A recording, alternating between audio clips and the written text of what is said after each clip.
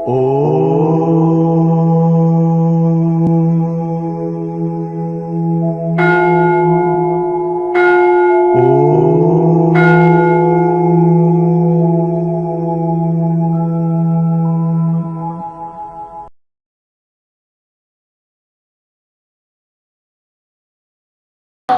श्री राम जय श्री राम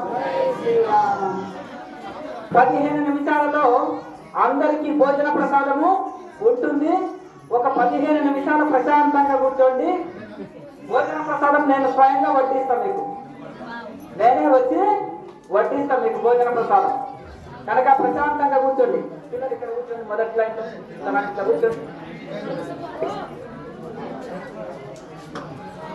అందరూ కూడా కన్ను మూసుకొని శ్రీరాముని ప్రార్థించండి. మనం రోజు పూజ చేస్తాం, కానీ శివరాత్రి మరియు శ్రీరామనవమి మరియు కార్తీక పౌర్ణమి మరియు మార్గశిర పౌర్ణమి, వైశాఖ పౌర్ణమి మరియు దసరా మరియు దీపావళి, ఇవన్నీ పండుగలు పర్వదినాలు. ఇవి ఋషులు మునులు తపస్సు చేసిన రోజులు, పర్వదినాలు. గొప్ప గొప్ప అవతార మూర్తులైన రాముడు కృష్ణుడు వారి యొక్క కళ్యాణం జరిగిన రోజులు, ఋషులు తపస్సు చేసి దైవానుభూతి పొందిన రోజులు. ఇవన్నీ కూడా చాలా విశేషమైన రోజులు. అంటే మిగతాప్పుడు చేసే పూజ, అంటే మిగతాప్పుడు పూజ చేస్తే ఫలితం రాదా అనుకోవచ్చు. కానీ రైతులు చూడండి, తొలివాన పడినప్పుడు భరణి కార్తీలో విత్తనాలు వేస్తే 4 విత్తనాలు పంట ఎక్కువ వస్తుందంట. అవునా కదా? చెప్పండి. 4వ వానకు వేస్తే సరిగా రాదు. మొదటి వానకు గట్టిగా వాన పడితే మొదటి వానలో 4 విత్తనాలు పంట బలంగా వస్తుంది. అలాగే అదును చూసి వ్యవసాయం చేయాలని సామెత ఉంది. అదును చూసి వ్యవసాయం చేయాలన్నమాట. అలాగే ఇక్కడ కూడా మనము పర్వదినాల్లో, పుణ్యదినాల్లో దైవనామాన్ని ఒక జపం చేసిన, పూజ చేసిన, యజ్ఞం చేసిన, ధ్యానం చేసిన ఎక్కువ ఫలితం వస్తుందంట. మరి ఈ పవిత్రమైన రోజు సీతారాములకు స్వయంగా కళ్యాణం జరిగిన రోజులు కనుక ఆ ఇప్పుడు మనం ఏదైనా వరం పొందాలంటే భగవంతుడు కూడా సంతోషంలో ఉండాలి. అవునా? సీఎంలు పిఎంలు వాళ్ళ యొక్క బర్త్డే రోజు కొన్ని పథకాలను అమలు చేస్తారు. అవునా? పథకాలు అమలు చేస్తారా? చేయరా? అన్నదానాలు, వస్త్రదానాలు చేస్తారు. కొన్ని పథకాలను కూడా గవర్నమెంట్ పథకాలు కూడా ఇస్తారు. అట్లాగే భగవంతుడు సంతోషంలో, ఆనందంలో ఉన్నప్పుడే మనం వరం కోరినా వరాలు ఇస్తాడు. మనము ఎలా ఉండాలంటే చిన్నపిల్లల మనసులాగా కల్మషం లేని, వాళ్ళకు కులము అవసరం లేదు, గోత్రం అవసరం లేదు, ఊరు పేరు అవసరం లేదు. ఎవరి దగ్గరికైనా చేతులు దాపితే వెళ్తారు, ఎవరు ఏది ఇచ్చినా తింటారు. వాళ్ళకి ఎటువంటి కల్మషం లేదు. అటువంటి కల్మషం లేని మనసుతో భగవంతుని 4 సార్లు నామాన్ని ఉచ్చరించిన ఎంతో పుణ్యము. అందుకని అందరూ కళ్ళు మూసుకొని ఒకసారి అందరూ చెప్పండి.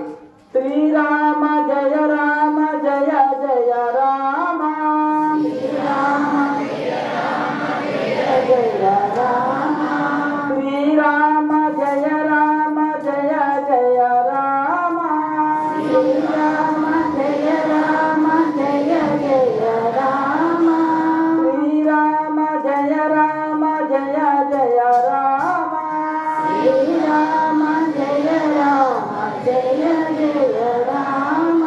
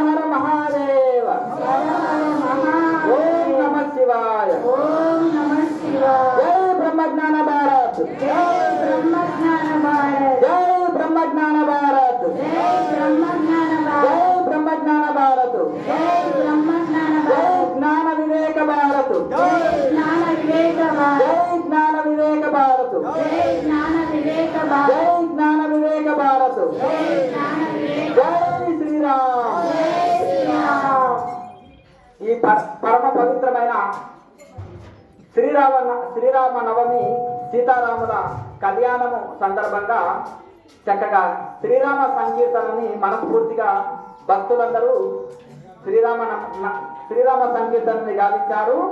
ఆ యొక్క సీతారాముల యొక్క ఆశీర్వాదము కరుణా కటాక్షము మీకు మీ కుటుంబం పైన తప్పకుండా ఉంటుంది. ఇప్పుడు శ్రీరాముడు ఎవరు చెప్పండి. Who is Srirama? శ్రీరామ కౌన్ హై? శ్రీకృష్ణుడా? శ్రీకృష్ణ కౌన్ హై? Who is Srikrishna? శ్రీకృష్ణుడు ఎవరు? రాముడే కృష్ణుడు, కృష్ణుడే రాముడా? శ్రీమన్నారాయణమూర్తే శ్రీరాముడు. అయితే అర్థం లేని చదువు వ్యర్థం అంట. కనుక మనము చదువుల మర్మం వల్ల చదువుది తండ్రి అన్నాడు ప్రహ్లాదుడు. కనుక చదువుల మర్మాన్ని తెలుసుకోవాలి మనం. కనుక మనము అసలు ఈ రాముడికి ఎన్ని యుగాలు అయింది? త్రేతాయుగము, ద్వాపర యుగము, అంటే కృతయుగము, త్రేతాయుగము, ద్వాపరము, కలియుగము, 4 యుగాలు, కొన్ని లక్షల యుగాలు పోయినప్పటికీ కూడా మరి రాముని కీర్తి ఇంకా ఉందంటే ఎవరి రాముడు, ఎందుకు ఇంత కీర్తి వచ్చింది తెలుసుకోవాలన్నా వద్దా? 2 ముక్కల్లో కట్టే కొట్టే తెచ్చే తెలుసుకున్నాం. అయితే యదా యదస్య ధర్మాహి గ్లానిర్భవతు భారత.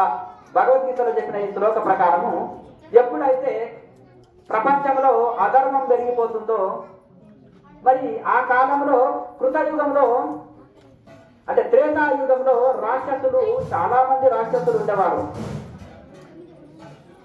ప్రజలని బాగా పీడించేవారు. అప్పుడు ధర్మాన్ని నిలబెట్టడం కోసమే శ్రీరామచంద్రుడి అవతారము వచ్చింది. ఆయన సాక్షాత్తు విష్ణుమూర్తి అవతారం కనుక 12 ఏళ్ల వయసు బాలుడు ఉన్నప్పుడే 16 ఏళ్ల వయసులోనే తాటకి అనే మహారాక్షసిని కూడా సంహరించగలిగారు. అసలు సాధ్యమవుతుందా 16 ఏళ్ల బాలుడికి? అంటే ఒక్క బాణము కొడితే అసలు నువ్వు చిన్న బాలుడివి, నా కుమారుడు చిన్న బాలుడు, అసలు ఇంత చిన్న బాలుడు అంత పెద్ద రాక్షసుల మీద యుద్ధం చేయగలుగుతాడంటే ఆయన ఒక్క బాణం కొడితే ఒకటేసారి 7 తాటి చెట్లు ఒకటేసారి కింద పడేదంట. 7 తాటి చెట్లు ఒకటే బాణంతో. అంటే అంత పరాక్రమం అన్నమాట. కనుక ఇప్పుడు శ్రీరాముడి అవతారం ఎందుకు వచ్చిందంటే కలియుగంలో ఆదర్శం కోసం. మనం ఏం చేస్తాము? తల్లి తండ్రితో బాగా సేవ చేయించుకుంటాము. సేవ చేయించుకొని వాళ్ళని ఏం చేస్తాము?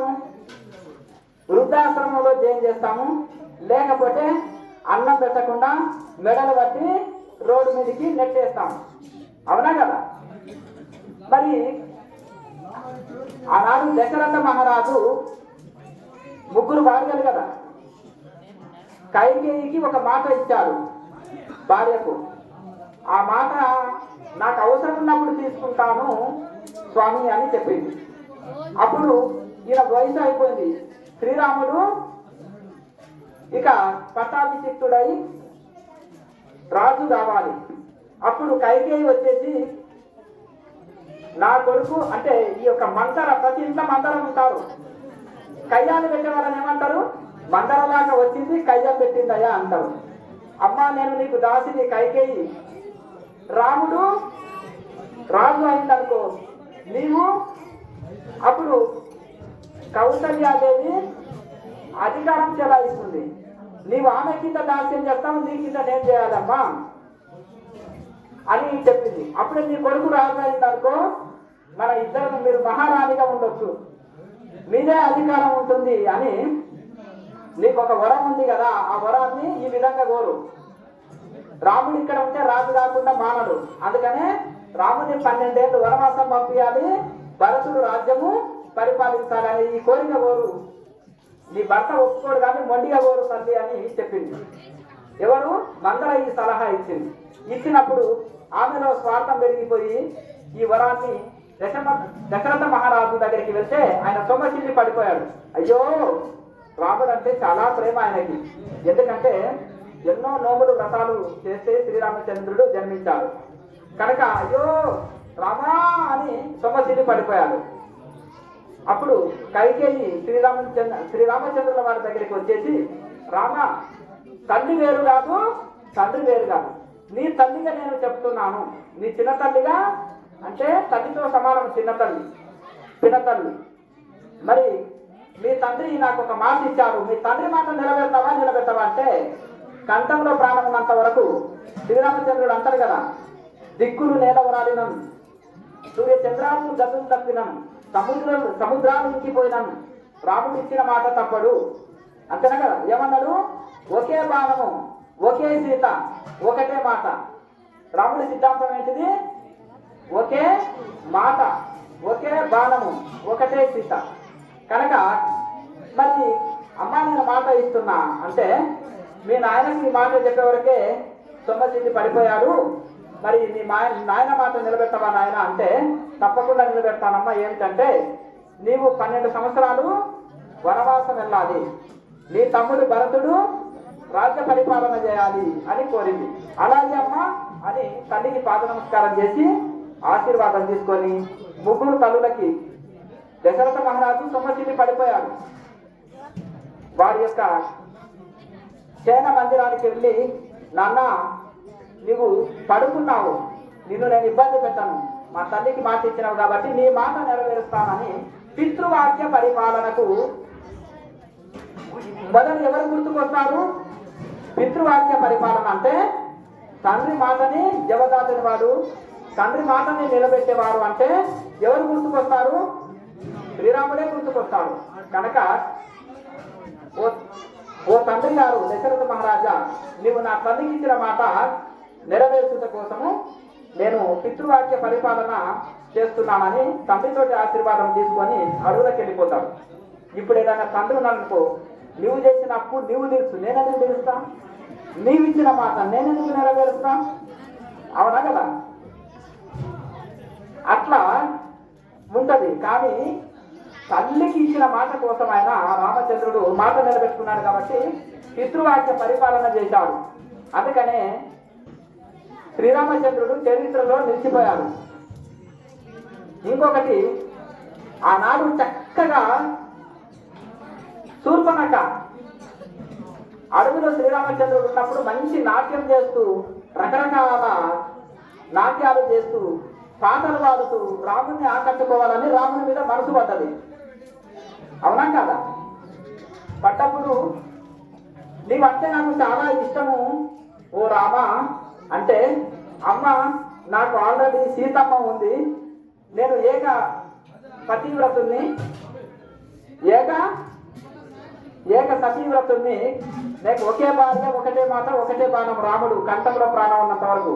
కనుక పాపము మా తమ్ముడు ఒంటరి ఉన్నాడు 12 ఏళ్ళ నుంచి అంతేనా కదా. అక్కడేమన్నా నీ కోరిక ఏమన్నా నెరవేరుతుందేమో, పోయి కదిపి అమ్మ అని చెప్పాడు.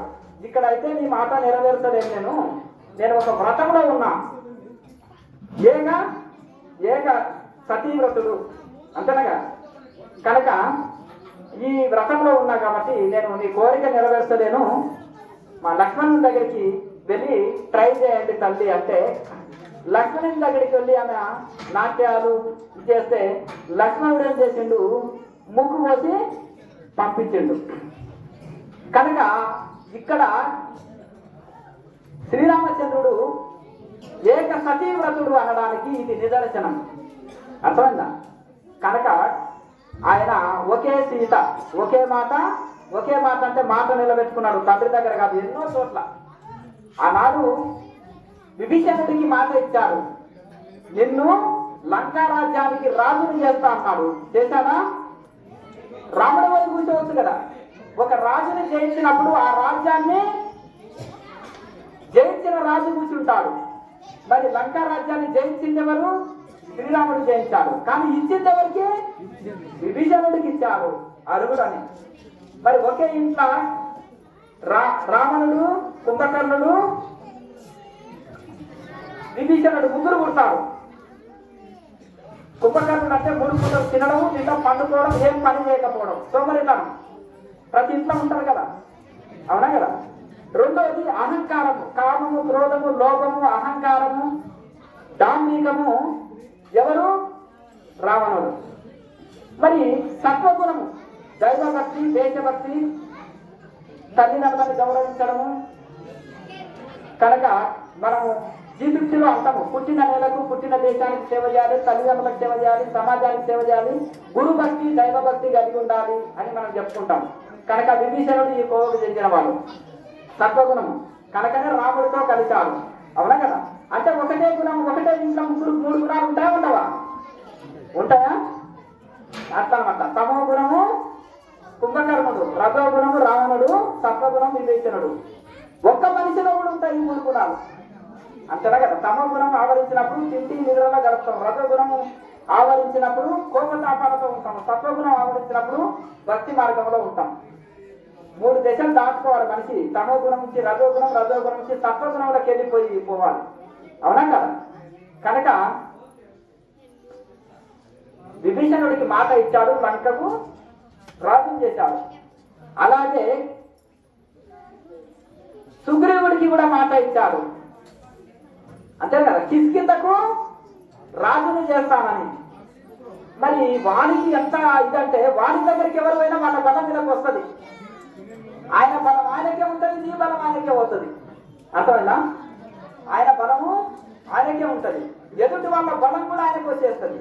అటువంటి వాళ్ళని ఎవరు గెలుస్తారు? మీరు రాముడు పోయిందనుకో, వాడి బలం వాడికే ఉంటుంది, రాముడి బలం కూడా ఆయనకు పోతుంది.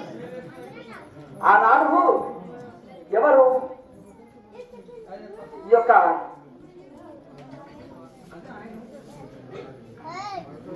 మనకు రావణాసురుడు వాడి దగ్గరికి యుద్ధానికి పోయిండు. ఆయన ఏం చేస్తున్నాడు? సముద్రంలో ఆచరిస్తూ సంధ్యావందనం చేస్తున్నాడు. వాడి పోయినాక చిన్న గొర్రె పిల్లని సంకల పెట్టుకున్నట్టు ఆ రావణుడు వచ్చేసి నడువును పట్టుకోవాలనుకుంటే సంకలేసి ఇట్లా వదులుతున్నాడు. ఊపిరి ఆడతలేదు, ఒక్కో వదులు చచ్చిపోతా. వాడు మహాబలుడు, వదిలితే ఊపిరి ఆడక అల్లాడిపోతున్నాడు. అందుకని ఒకసారి అంటాడు, అంగదుడు వచ్చేసి ఈ యొక్క రావణుడి యొక్క కిరీటాన్ని నమ్ముతాడు. ఎవడు రాదు నా కిరీటం అంటే, నిన్ను సముద్రంలో సంకలేసి వచ్చిండు ఆ వాడి కొడుకుని, నీ గర్వాన్ని తగ్గించుకో, నీ అహంకారాన్ని తగ్గించుకో. శ్రీరామచంద్రుడు యొక్క ప్రపంచానికి ప్రభు, ఆయన ధర్మాత్ముడు, ఆయన చాలా ధర్మాత్ముడు. నువ్వు ఇది తగదు, సీతమ్మని అప్పచెప్పేసి నువ్వు చక్కగా ధర్మ మార్గంలో ఉండు, ఆయన క్షమిస్తాడు నిన్ను అని చెప్పారు. అయినా చెవులకెక్కలే. మనిషికి అహంకారం పెరిగినప్పుడు, కామక్రోధాలు పెరిగినప్పుడు కళ్ళకు కనిపించదు. ఈ అహంకారం పెరిగినప్పుడు ఎవరన్నా రాజకీయ నాయకుడికి అహంకారం పెరిగిందనుకో, ప్రజలు ఏం చేస్తారు? రెండోసారి ఒక్క ఓటు వేయకుండా సుక్కలు చూపిస్తారు. తర్వాత రోడ్డు మీద వస్తుంటే కూడా నమస్కారం సార్ అని ఎవరు చెప్పరు. పోలీసు వాళ్ళు అంతవరకు అదంలో ఆడిపోతుంటారు. ఆయన చూస్తే కానిస్టేబుల్ కూడా నమస్కారం అన్నది, ఇక్కడ మొక్కలు చెప్పుకోవాలని పోతాడు. అరే ఈయన మినిస్టర్ ఉన్నప్పుడు నన్ను కష్టపెట్టిండు, ఎమ్మెల్యే ఉన్నప్పుడు కష్టపెట్టాడు.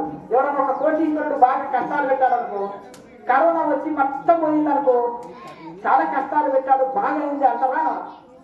కనుక మనం చీమను కూడా హాని చేయకూడదు. కనుక భగవంతుడు ఇవ్వగలడు, తీసుకోగలడు. కరోనా లాంటిది ఒకటి వచ్చిందనుకో, మన ఆస్తులన్నీ పోయి బిచ్చం ఎత్తుకోవాల్సిన పరిస్థితి వచ్చింది. భూకంపం ఒకసారి ఇట్లా కదిలిందనుకో, ఆస్తులన్నీ పోయి బిచ్చం ఎత్తుకోవాల్సిన పరిస్థితి వస్తుంది. కనుక అహంకారం అనేది చాలా చెడ్డది. ఈ అహంకారం చేత ఎవరు నశించారు?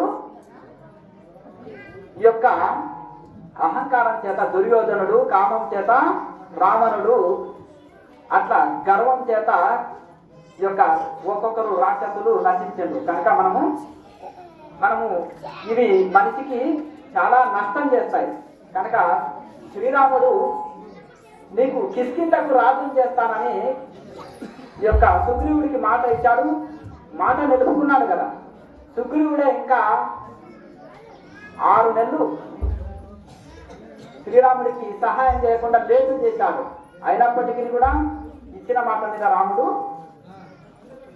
ఇచ్చిన మాట నిలబెట్టుకున్నాడు.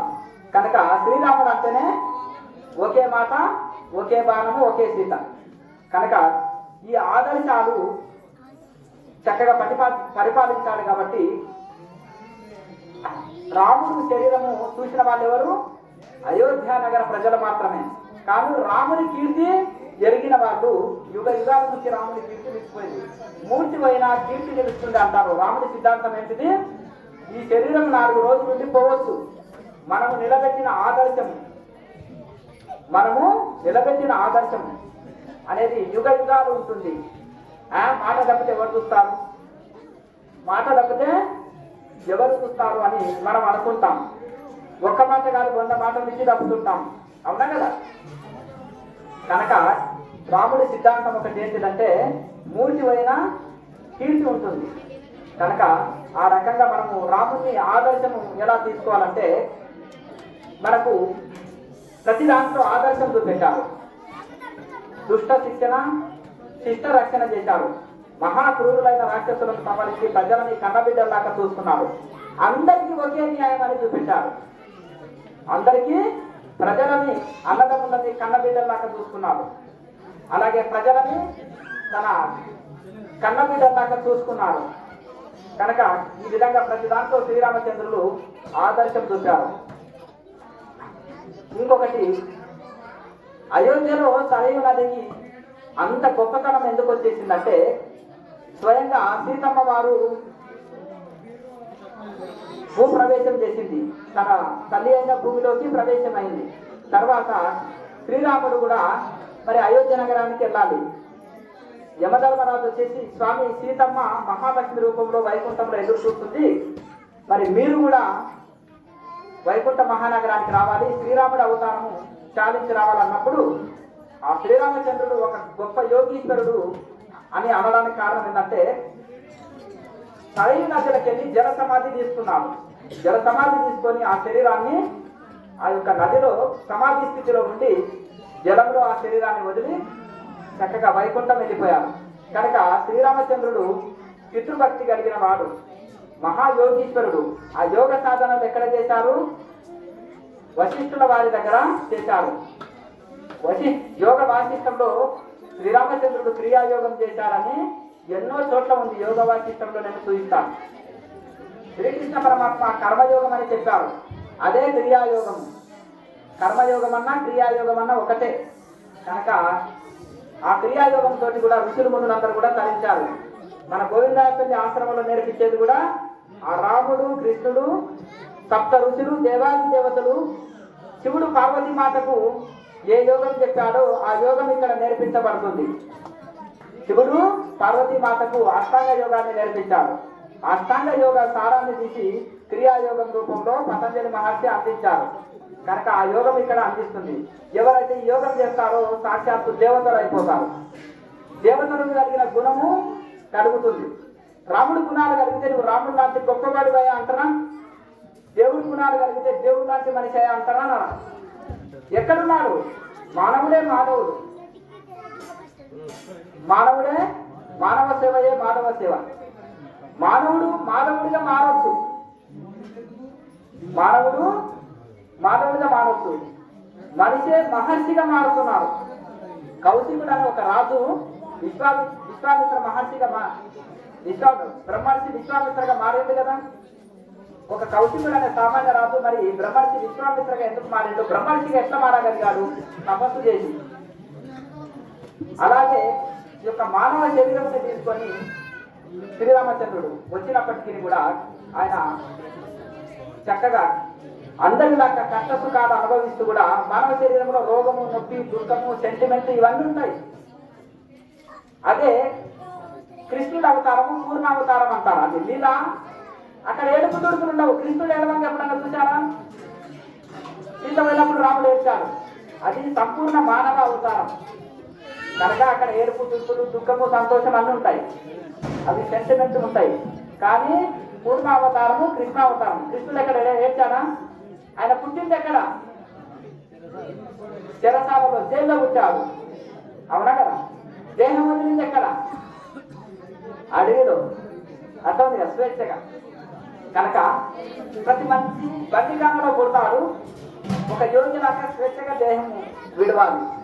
కనుక ఆ పూర్ణావతారం కనుక అక్కడ ఏడుపు తూర్పులు ఉండవు, అన్ని లీలా విన్యాసాలే ఉంటాయి. కృష్ణుడికి అన్ని లీలా విన్యాసాలే ఉంటాయి. మరి ఆ యొక్క శ్రీమన్నారాయణుడు అయిన విష్ణుమూర్తి యొక్క మూల విరాట్ స్వరూపం నుంచి ఆ యొక్క విష్ణుమూర్తి యొక్క అంశనే రాముడు, కృష్ణుడు మరియు దశావతారాలు. ఇవేమో పూర్ణావతారాలు. మిగతావి వామన అవతారము, తర్వాత కూర్మావతారము. కూర్మావతారము కొన్ని గంటలే అట్లా. అలాగే వరాహావతారం కూడా కొన్ని గంటల సేపే. కానీ రాముడు, కృష్ణుడు అవతారాలు అనేది పూర్ణావతారాలు. కనుక అది విశేషమైన అవతారాలు. కనుక మనము రాముడి నుంచి, కృష్ణుడి నుంచి మనం నేర్చుకునేది ఏంటిదంటే, మనము ఈ విధంగా ధర్మార్థ కామ మోక్షాన్ని మనము ఆచరించాలి. ధర్మార్థ కామ మోక్షాలంటే ఏంటిది? పెళ్ళేటప్పుడు చెప్తారు, ధర్మ అర్థ కామ మోక్ష నాతి చరామి అని. అంటే ధర్మంగా ఉంటూ ధర్మమైన ఒక వృత్తిని చేస్తూ, ధర్మమైన ఒక ఉద్యోగమా, ఒక వృత్యాలు నిర్వహిస్తూ, ధర్మమైన ఒక పనిని చేస్తూ అర్థాన్ని సంపాయాలి. అర్థం అంటే డబ్బుని, అది కూడా ధర్మ కార్యాలనే బట్టి వినియోగించాలి. తర్వాత ధర్మేచ అర్థేచ కామేచ అంటే మన కోరికలు, వస్తు వాహనాలు ఇవన్నీ కొనుక్కొని మనకు కావాల్సిన వసతులని కల్పించుకోవాలి. ఇవన్నీ గృహస్థాశ్రమంలో ఇవన్నీ అనుభవిస్తూనే మోక్షంకాయ ప్రయత్నం చేయాలి. మోక్షంకాయ మనము ప్రయత్నం చేయాలి. ఒక 10 నిమిషాల లోపల, ఒక 5 నిమిషాల లోపల భోజనాలు ప్రారంభమవుతాయి. అందరూ భోజన ప్రసాదాలు తీసుకునే వెళ్ళాలి. కనుక ప్రతి ఒక్కరు కూడా ఈ యొక్క రాముడి ఆదర్శం ఏంటంటే, ఒకటే మాట, ఒకటే బాణం, ఒకటే సీత అని చెప్పారు. కనుక మనము ఇచ్చిన మాట నిలబెట్టుకోవాలి, తల్లిదండ్రులను గౌరవించాలి, తల్లిదండ్రులకు సేవ చేయాలి, తోటి వారితో అందరితో ప్రేమగా మెలగాలి, ఒట్టి చేతిలో వచ్చినా ఒట్టి చేతిలో వెళ్ళాలి, సర్వజీవులకు సేవ చేయాలి. భూమి మీదకి వచ్చినము ఎంతో కోట్ల జన్మ పుణ్యం చేత మానవ జన్మ వచ్చింది కనుక తిరిగి పుణ్యాన్నే సంపాదించాలి. మనం ఏదైనా పుణ్యం చేయలేకపోయినా కానీ ఇతరులకు అపకీర్తి చేయకూడదు, హాని చేయకూడదు. అది మహాపాపం అన్నమాట. పరోపకారాయ పుణ్యాయ పాపాయ పరపీడనం. భారతం అంతా కూడా ఎన్ని కిలోల పుస్తకం? అది 24 కిలోల పుస్తకం. ఎంత? భారతం మొత్తము 24 కిలోల పుస్తకం. ఆ పుస్తకం అంతా చదివితే దాని అర్థం ఏముంది? కడువెల పెరుగులకి వెళ్ళి పిడికడు వెన్న తీసినట్టుగా ఆ భారతం యొక్క అర్థం అంతా ఏకశ్లోకి, ఒకే శ్లోకంలో స్వామి 24 కిలోల పుస్తకాన్ని చెప్పినవు శ్లోకాలు, భారతం అంతా కట్టె కొట్టి తీసి ఒక వాక్యంలో చెప్పు అని వేదవ్యాసుల వారిని అడిగితే ఒకటే శ్లోకంలో అంటారు. ఏక శ్లోకం అని చెప్పి మన అర్ధ శ్లోకంలో చెప్పాడు. దాన్నే పరోపకారాయ పుణ్యాయ పాపాయ పరపీడనం అని చెప్పారు. అంటే పరులకు మేలు చేస్తే పుణ్యం వస్తుంది, పరులకు కీడు చేస్తే పాపం వస్తుందని ఒక్క శ్లోకంలో ఒక లైన్ లో చెప్పేశారు. 1 లైన్. కౌరవులు పరులని పీడించి పాపం మూట కట్టుకున్నారు. అలాగే పాండవులు సమాజానికి, పరులకి మేలు చేసి పుణ్యాన్ని కట్టుకున్నారు. భారతం యొక్క అర్థం అంతా ఇదే, ఏకశ్లోకి. కనుక మనము భూమి మీదకి ఎన్నో కోట్ల జన్మల పుణ్యం చేత జన్మ తీసుకున్నాం. కనుక మన మాట చేత కానీ, వాక్కు చేత, కాయము చేత, కర్మ చేత, మనస వాచ కర్మన త్రికరణాలతోటి, కనుక త్రికరణాలతోటి పుణ్యకార్యమే చేయాలి, పుణ్యమైన పని చేయాలి, మంచి పని చేయాలి. చెడు చేతికి అపకారం చేయకూడదు. కనుక మనం చక్కగా అందరూ కూడా ఒకసారి చెప్పండి, జై శ్రీరామ్, జై శ్రీరామ్, జై శ్రీరామ్. సాయంత్రము ఇక్కడ పెట్టేది. అప్పుడు ఆ పెట్టేది ఉంటుంది కదా. అయితే 4 గంటలకి క్రియాయోగ క్లాస్ ఉంటుంది. రాముడు, కృష్ణుడు, సప్త ఋషులు, దేవాది దేవతలు ఏ సాధనలు చేశారో అది మోక్ష సాధన. ఆ మోక్ష సాధన చేసిన వరకు నాకేంటి లాభం అంటే మీకుండే రోగాలన్నీ పోతాయి. రోగాలు ఉండాలన్నా పోవాలన్నా, రోగాలు ఉండాలి, కాళ్ళ నొప్పులు ఉండాలన్నా పోవాలన్నా, కంటి చూపు పోవాలి, కన్ను గుడ్డి కావాలన్నా మంచిగా కనిపించాలన్నా, నడువు నొప్పి పోవాలన్నా వద్దా, బీపీ షుగర్ పోవాలన్నా వద్దా, కిడ్నీలు క్లీన్ గా ఉండాలన్నా వద్దా, గుండె క్లీన్ గా ఉండాలన్నా వద్దా, మీ లివర్ క్లీన్ గా ఉండాలన్నా వద్దా. మరి అన్ని శుద్ధిగా ఉండాలంటే ఏం చేయాలి? మోక్ష సాధన అయిన క్రియాయోగాన్ని చేయాలి. క్రియాయోగం అంటే నేనెట్లు చెప్తాను, తల కిందికి ఎట్టు, కాళ్ళు పైకి ఎట్టు అని ఏం చెప్పను. కళ్ళు మూసుకొని శ్వాస విద్య, శ్వాస విద్య. ఇది చిన్న పిల్లలు, ఇంత చిన్న పిల్లలు చేయగలరు. 90 ఏళ్ళ ముసలితో కూడా చేపిస్తా. హనుమంతుడు ఈ సాధన చేశారు. 0 అయిపోతుంది, అదే మోసేస్తుంది. కనుక అట్లా ఆ రకంగా సమాజ సేవగానే ఒక కార్యం చేస్తుంటే దాని వెనక ఫలితం ఏమి ఆశించి వాడు వివేకానందుడు ఏం కోరి చేశాడు, శంకరాచార్యులు ఏమి కోరి శాస్త్రాలు రాశారు, తపస్సులు చేశారు, భారతదేశం అంతా తిరిగి రాత్రి పగలు సేవ చేశారు. స్వామి దయానంద సరస్వతి 3300 గురుకులాలు స్థాపించి అహర్నిశలు దేనికోసం సేవ చేశారు, ఎవరిని పోషించుకోనికి. అలాగే ఈ యొక్క వేదవ్యాసుల వారు అహర్నిశలు పుట్టిన వెంటనే తపస్సుకి వెళ్ళిపోయాడు. గురుకులాల్లో చదవలేదు ఆయన. అమ్మ తపస్సుకి వెళ్తే ఆశీర్వదించాడు, పోయిండు. నా అవసరం లేదంటే పిలువమ్మ అన్నాడు, పోయి తపస్సు చేశాడు. మళ్ళా నాన్న రా అంటే నీ మర్దాలకు సంతానం కలిగి ఉన్నాయంటే అప్పుడు జటాధారి అయి అప్పుడు కనిపించాడు. ఎందుకు వాళ్ళ అహర్నిశలు అట్లా తపస్సులు చేసినందుకే. అయితే అహర్నిశలు తపస్సులు చేసి వేదాలు రాశారు, శాస్త్రాలు రాసి మనకు అందించారు. అందుకని ఆయన చదువు రాదు. వ్యాసవి రచిత గణేశ లిఖిత మహాభారతే పుణ్యకథ అన్నారు. మరి వ్యాసవి రచిత గణేశుడు లిఖించిండు భారతాన్ని. మరి వ్యాసుడు ఎందుకు రాయొద్దంటే ఆయనకు చదువు రాదు కాబట్టి గణేశుడికి చెప్తుంటే ఆయన రాశాడు. వ్యాసవి రచయిత ఈయననే.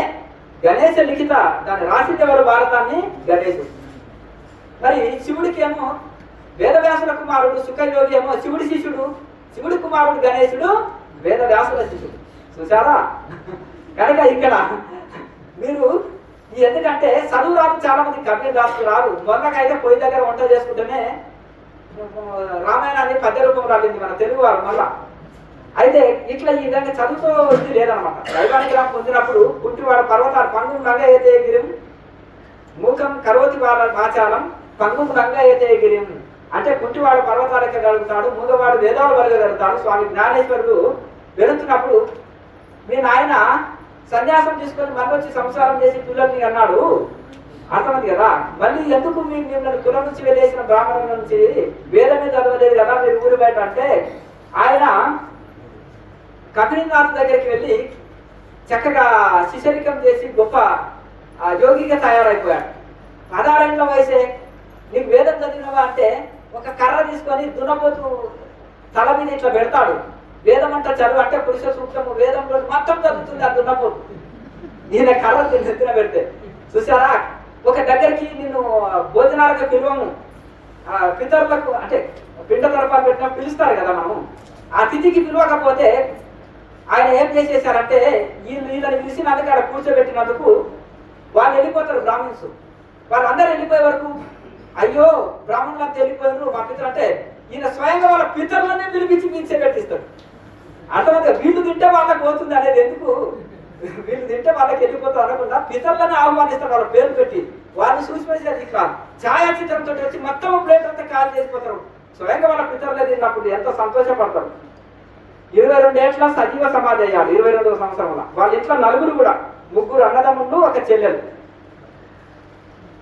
కనుక 1400 సంవత్సరాల వయసు కలిగిన హఠయోగం చేసి 1400 సంవత్సరాలు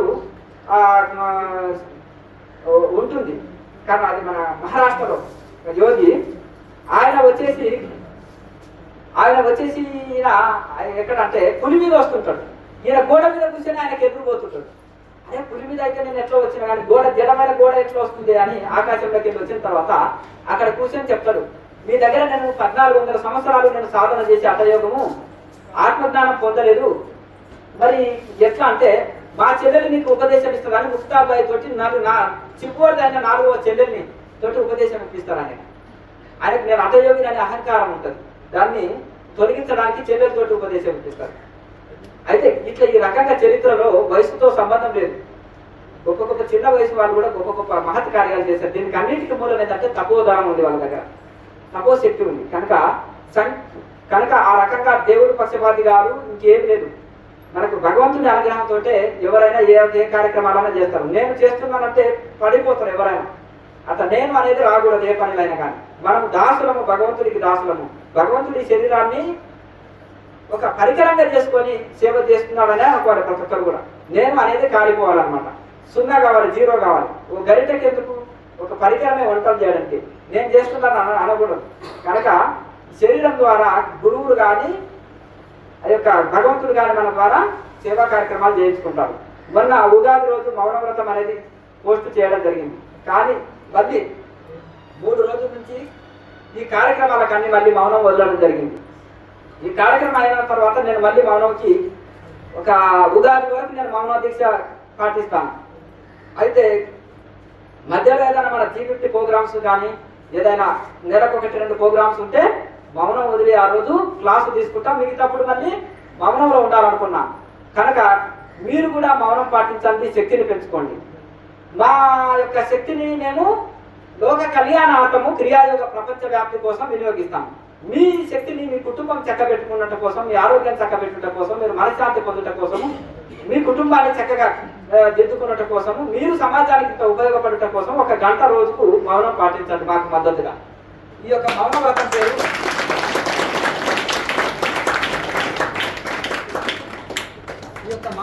పేరు శ్రీ దక్షిణామూర్తి మహాక్రియాయోగ వాక్శక్తి సమర్పణ మౌన తపో దీక్ష.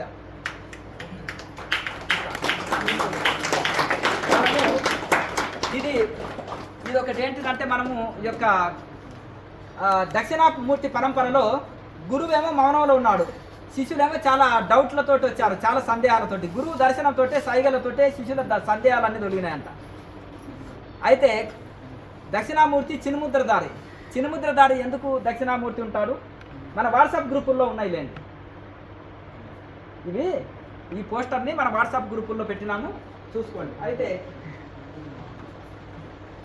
పరబ్రహ్మ తత్వాన్ని అనుభూతి కలిగించాడంట దక్షిణామూర్తి. స్తోత్రంలో కూడా మనకు వస్తుంది.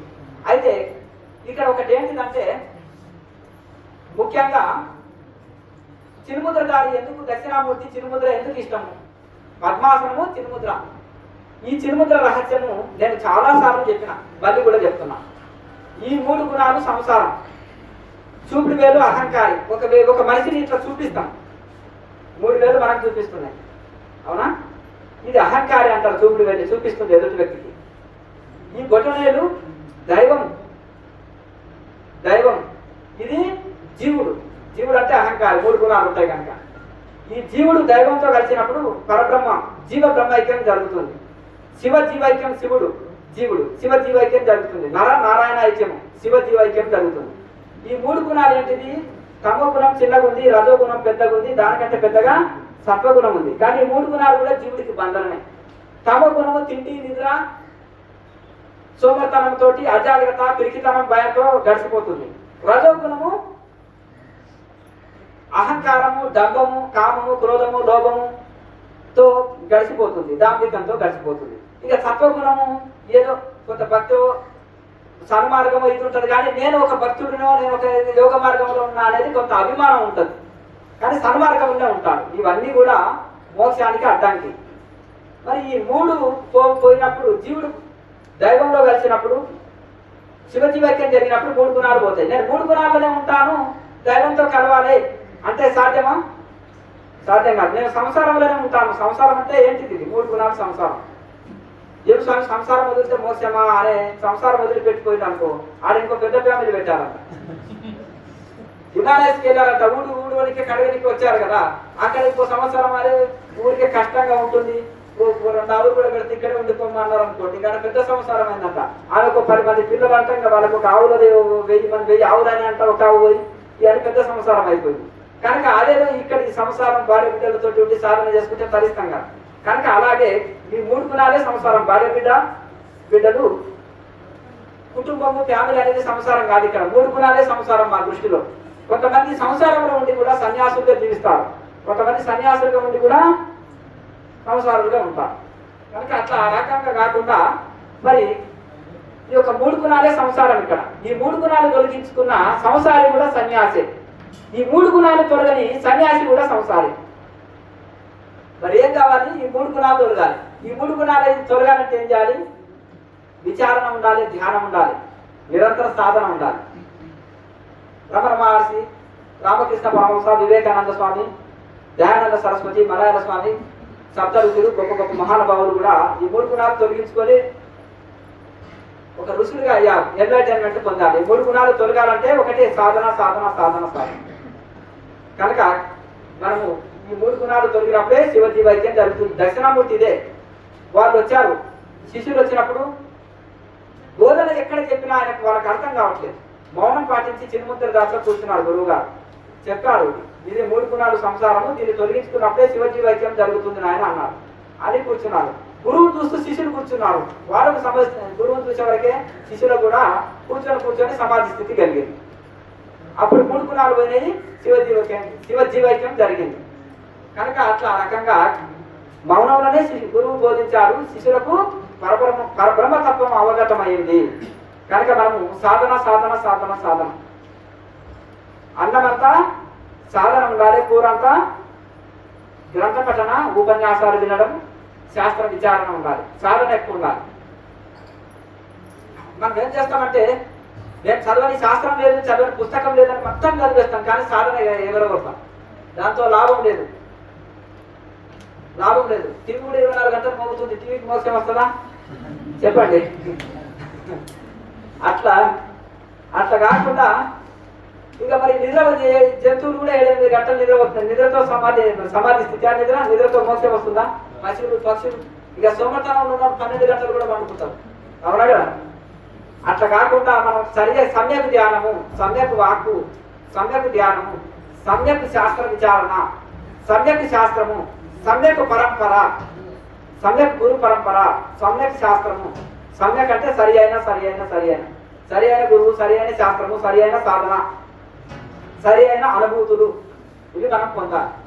కనుక మనము ఎన్నో జన్మల పుణ్యం చేతనే మనం ఒక సాక్షాత్తు దక్షిణామూర్తి పరంపర, ఆది శంకరాచార్యులు, మహల్తార బాబాజీ పరంపరలో మనం ఉన్నాం, ఒక ఋషి పరంపరలో ఉన్నాం, వేదాంత శాస్త్ర పరంపరలో ఉన్నాం. మన శాస్త్రంలో చదవవలసిన శాస్త్రాలు ఏంటిది? ఉపనిషత్తులు, భగవద్గీత, పతంజలి సూత్రాలు, వేదాలు, ఉపనిషత్తులు, వీటికి సంబంధించినవి ఏవైనా చదవచ్చు. దానికి అనుగుణంగా వ్యాఖ్యానం రాసిన ఋషులు రాసినవి ఏదైనా ఫాలో కావచ్చు.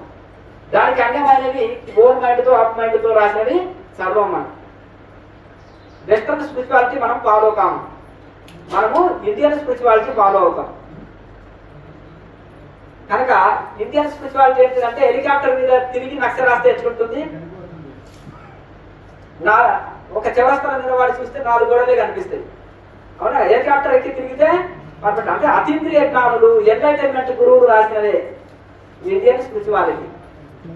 అష్టసిద్ధులు కలిగిన వాళ్ళు, సమాధి స్థితిని అందుకున్న వాళ్ళు, మోక్షం పొందిన ఋషులు, మృత్యుంజయులు రాసినవి వాళ్ళు. కనుక దాన్ని మనం ఫాలో అవ్వాలి. ఎందుకు గ్రేట్ అంటే ఇండియన్ స్పిరిచువాలిటీ ఎందుకు గ్రేట్ అట్లా. కనుక మీరు ఒక రుచి పరంపరలో, గురు పరంపరలో ఉన్నాము. సాధన కొత్త వాళ్ళు ఉంటే నేర్చుకోండి, పాత వాళ్ళు ఈ సాధనని బాగా చేయండి. రోజు ఇంటి దగ్గర సాధన చేయండి. మన ఆశ్రమంలో కూడా ఎన్ని రోజులైనా కానీ సెలవు వచ్చింది అనుకోండి, ఫ్యామిలీతో వచ్చి వారం 10 రోజులు ఇంటిలో ధ్యానం చేసుకోకపోండి. ఏ తీర్థస్థలాలు అయినా కాకిగోలా డబ్బులు ఖర్చు అవుతాయి, అవునా కదా? ఒక సత్రంలో ఉన్నారనుకో ఎంత కాకిగోలా ఉంటుంది, అవునా కదా? మరి ఇక్కడ ఏమి సమయం ప్రకారం మనం బెల్లు కొడితే అందరూ ధ్యానం చేసుకుంటారు, అవునా కదా? ఆ సమయం ప్రకారం అందరు ధ్యానం చేస్తారు, ఎవరు మాట్లాడరు. ఉదయం సాయంత్రం పూజ ఉంటుంది ఇక్కడ, ఉదయం సాయంత్రాలు ధ్యానం అవర్స్ ఉంటాయి. మీకు కావలసినంత సాధన చేసుకోవచ్చు. కనుక ₹1 ఖర్చు లేదు. మన ఇంట్లో ఉంటే మనకు ఖర్చు లేదు, మన ఆశ్రమానికి వస్తే మనకు ఖర్చు లేదు. ఎక్కడ తిరగనక్కర్లేదు, ఎక్కడ కన్ఫ్యూజ్ కానక్కర్లేదు. కన్ఫ్యూజన్ గురువులు ఎక్కువ ఉన్నారు. YouTube dustbin. ఎందుకంటే మంచి తెలుసుకునేది ఎక్కువ, దాని ద్వారా మిస్గైడ్ అనేది ఎక్కువ అవుతుంది, అవునా కదా? ఫేమస్ కోసం ఎన్నెన్నో పలుకుతాం. నేను గాలి నాపుతా, నీళ్ళ నాపుతా, నేను ఇది చేస్తా, వీరు మినిస్టర్లు ఇది అది అని వచ్చాం అనుకో, మనం జీవితాలు నాశనం అవుతున్నాయి చాలా మందికి. అక్కడ కళ్ళబొలి మాటలు ఇక్కడ ఏమైనా చెప్పడం జరుగుతుందా? చెప్పండి. నిన్ను నీవు ఉద్ధరించుకో, నిన్ను నువ్వు తరించు, నీవు ఎన్లైటైన్మెంట్ పొందు, ఉద్ధరే ఆత్మనాత్మానం అని ఇక్కడ బోధిస్తున్నాం.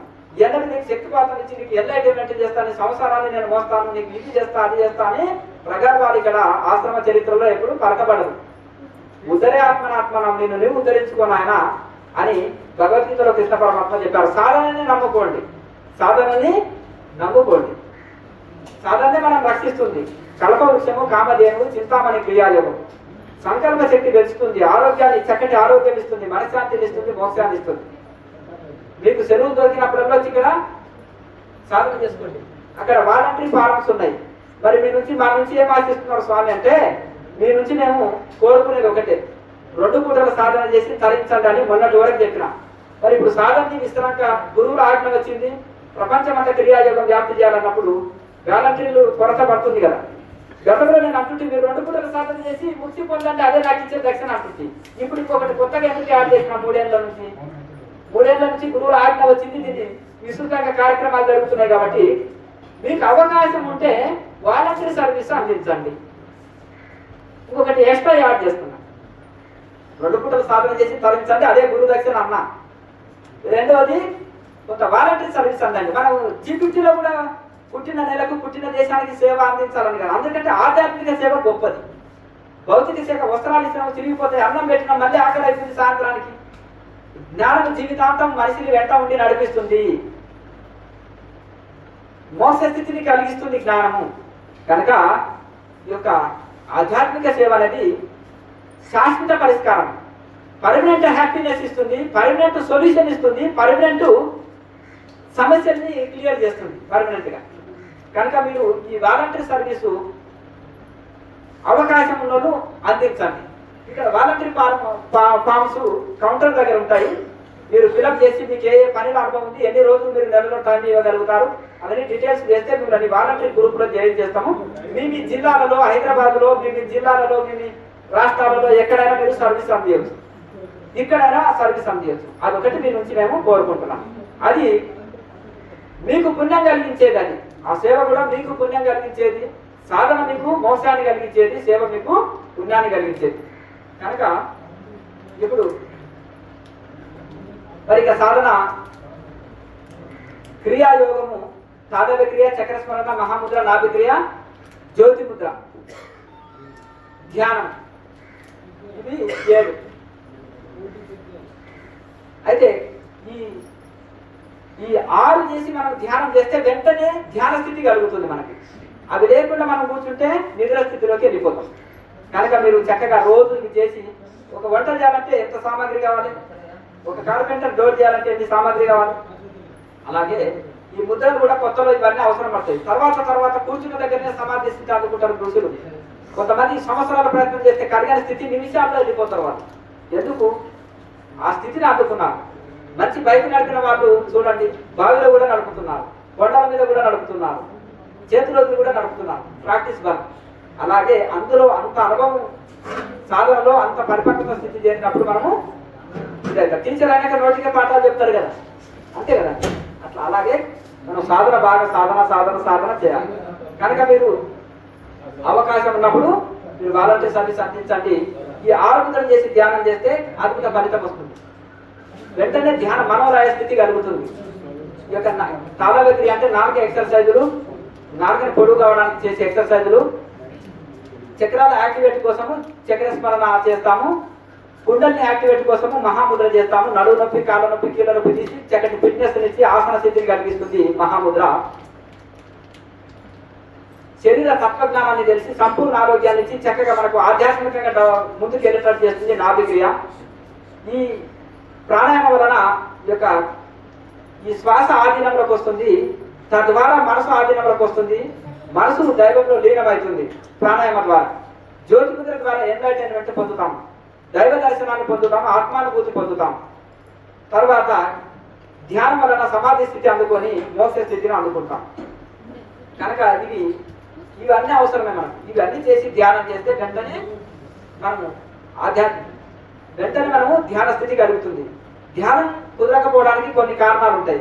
కొంతమంది ఏంటంటే ఫ్యామిలీ టెన్షన్స్ తోటి ఊరికే టెన్షన్ పడడం, అతిగా ఊరికే మనం ఎక్కువ ఆలోచన చేయడం, వైరాగ్యం లేకపోవడం, ప్రపంచ ఆకర్షణ. ఇప్పుడు ప్రపంచ ఆకర్షణ ఎక్కువ ఉంటుంది అందరికీ.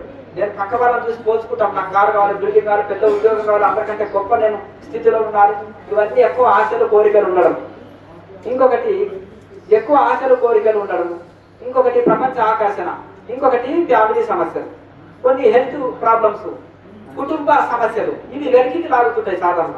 కానీ దృఢ సంకల్పం పెట్టుకొని విచారణ చేయాలి. ఎవరికి వచ్చింది దుఃఖం, ఎవరికి వచ్చింది ఫ్యామిలీ సమస్య, ఎవరికి వచ్చింది ఇవన్నీ అని బాగా విచారణ చేయాలి. సాధన చేయడం వలన వైరాగ్యం పెరుగుతుంది, మనసు ప్రసన్నత చెందుతుంది, వైరాగ్యం పెరుగుతుంది సాధనని వచ్చినప్పుడు. తర్వాత ఆటోమేటిక్గా మనము ధ్యానంలో మనం ఉన్నత శిఖరాలు అందుకుంటాం.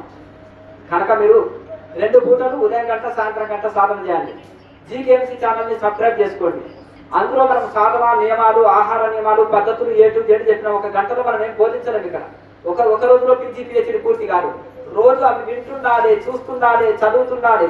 అవి ఉండాలి. ఉపనిషత్తులు, పతంజలి సూత్రాలు, భగవద్గీత, క్రియాయోగ క్వశ్చన్స్ ఆన్సర్స్, యోగుల ఇంటర్వ్యూలు, ఈ యొక్క క్రియాయోగంలో ప్రశ్న జవాబులు, ఇవన్నీ తెలుసుకుంటే స్పిరిచువల్ నాలెడ్జ్ పెరుగుతుంది, సందేహాలు జరుగుతుంటాయి, సాధనలో ముందుకు వెళ్ళగలుగుతాం.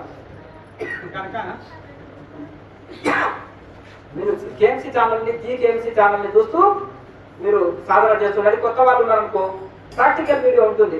ప్లేలిస్టులో వెళ్తే లాస్ట్కు క్రియాయోగ ప్రాక్టికల్ వీడియో ఉంటుంది. ముందుకు పెట్టుకొని ఒక 15 డేస్ చేస్తే పర్ఫెక్ట్ అవుతుంది. తర్వాత అక్కర్లేదు, ఓన్గా ప్రాక్టీస్ చేసుకోవచ్చు.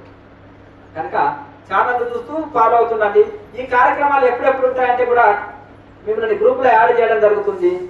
యూట్యూబ్ని ఫాలో అవ్వండి, వాట్సాప్ గ్రూప్ని ఫాలో అవ్వండి. క్లాసులు ఎప్పుడెప్పుడు ఎక్కడెక్కడ ఉంటాయి అనేది తెలుస్తుంది.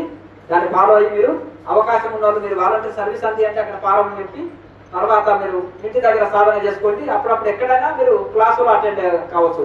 మన సర్వీసులు అన్నీ ఫ్రీ కదా, చక్కగా ఇక్కడ ఉండి ఎన్ని రోజులైనా సాధన చేసుకోవచ్చు. ఇది సమస్త మనది అనే ఉద్దేశంతో మనము మన ఇంట్లో మనం ఎట్లా మన పనులు మనం చేసుకుంటామో ఇక్కడ కూడా మన పనులు మనం చేసుకొని చక్కగా మన ఇంట్లో ఉన్నట్టు స్వేచ్ఛగా ఇక్కడ ఆశ్రమ నిబంధనల ప్రకారం ఇక్కడ సాధన చేసుకుంటే ఎన్ని రోజులైనా ఉండి సాధన చేసుకోవచ్చు. కనుక మీరందరూ కూడా మనం ఒక్కరమే కాకుండా అమ్మగారు వచ్చినప్పుడు మీ ఫ్యామిలీని కూడా సాధన వైపు తీసుకురాగలగాలి. అయ్యగారు ఒక్కరే వచ్చారనుకో మీ కుటుంబాన్ని కూడా మీ భార్య మారకపోతే దుఃఖం, మీరు మారారు మీ భర్తను మారకపోతే దుఃఖం, మీరు మారారు మీ పిల్లలు మారకపోతే దుఃఖం. కనుక మీ కుటుంబం అంతా కూడా మారాలి. అందరినీ గేదెలు బురదను పొందాలి, 1000 గేదెలకు పూస్తుంది. ఈ క్రియాయోగం అనేది గంధం అంతనే కదా, గంధం అందరికి పుయ్యాలి కదా. కనుక ఆ రకంగా మనము ఈ సన్మార్గంలో తీసుకొచ్చారు. మీ మిత్రులు ఉన్నారు, వాళ్ళు డిప్రెషన్కు లోనయ్యి ఏకాగ్రత లేకపోతే సమస్యలు ఉన్నారనుకో, దీని వైపు తీసుకొచ్చి వాళ్ళు సాధన వైపు తీసుకొస్తే వాళ్ళు బాగుపడ్డారనుకో జీవితాంతం మీకు కృతజ్ఞత కలిగి ఉంటారు. అయ్యో నాకు ఒక మంచి మార్గము చూపించినావు మిత్రమా, నీవే నాకు నిజమైన మిత్రుడివి. ఎంతో మంది మిత్రులు ఉన్నారు కానీ నాకు సన్మార్గం చూపెట్టలే, దారి నప్పుతున్న నన్ను దారిలో తీసుకొచ్చినావు. అట్లా వాళ్ళు కృతజ్ఞత భావంతో ఉంటారు. వాళ్ళకి మంచి దారి చూపిన వాళ్ళం అవుతాం. ఈ కాలంలో ఆధ్యాత్మికం అంటే చేదు, అవునా కదా. కొంతమందికి గత జన్మ సంస్కారం చేత ఆధ్యాత్మికం వైపు వస్తారు. కనుక అందరినీ ఆధ్యాత్మికం వైపు మీరు మీకు తెలిసిన వాళ్ళని కూడా తీసుకురావడం, మీ కుటుంబము తర్వాత మీకు తెలిసిన వాళ్ళని కూడా ఆధ్యాత్మికం వైపు ప్రోత్సహించాలి. అందరు కూడా చక్కగా కళ్ళు మూసుకొని ప్రతిజ్ఞ చేసుకుందాము. ముందుకు చేర్చుంచండి చక్కగా ఏకాగ్రతతోటి. జై బ్రహ్మజ్ఞాన భారత్, జై బ్రహ్మజ్ఞాన భారత్, జై జ్ఞాన వివేక భారత్, జై జ్ఞాన వివేక భారత్. నేను ఈ రోజు నుంచి క్రియావాన్గా మారుతున్నాను. నేను ఈ రోజు నుంచి శ్రీకరణ సిద్ధితో క్రియాయోగ ధ్యానం చేస్తాను. నేను ఈ క్షణం నుంచి మధ్యానికి మాంసానికి దూరంగా ఉంటాను. పూర్తి స్థాయి శాకాహారిగా మారుతున్నాను. నా సహధర్మపత్నిని తప్ప తోటి స్త్రీలను సోదరిగా భావిస్తాను. నా సహధర్మపతిని తప్ప తోటి పురుషులను సోదరులుగా భావిస్తాను. అందరితో సోదర భావంతో ఉంటాను. నీతి నిజాయితీతో నా బాధ్యతలను నెరవేర్చడంతో పాటు వ్యక్తిగత బాధ్యతగా సమాజ సేవ చేస్తాను. తల్లిదండ్రులను ప్రత్యక్ష దైవాలుగా భావించి గౌరవిస్తాను మరియు వారికి సేవ చేస్తాను. నేను ఇవాళ నుంచి దైవ దూషణ మరియు గురు దూషణ చేయను. ఆధ్యాత్మికంగా బాధ్యతాయుతంతో ఉంటాను. పర్యావరణ పరిరక్షణ మరియు స్త్రీలను గౌరవించడం నా ప్రథమ బాధ్యతగా స్వీకరిస్తున్నాను.